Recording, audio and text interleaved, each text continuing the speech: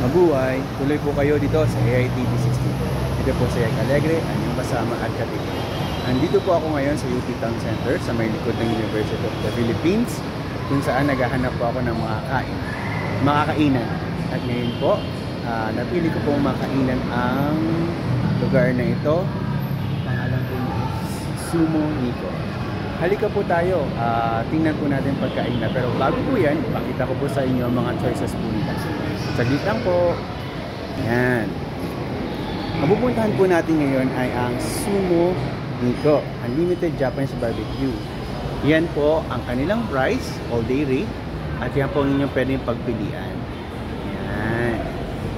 So diba napaka-affordable po kumpara sa ibang mga tawag ito, binibilhan. Tapos ang ganda-ganda pa po nung kanilang mga nung kanilang mga choices.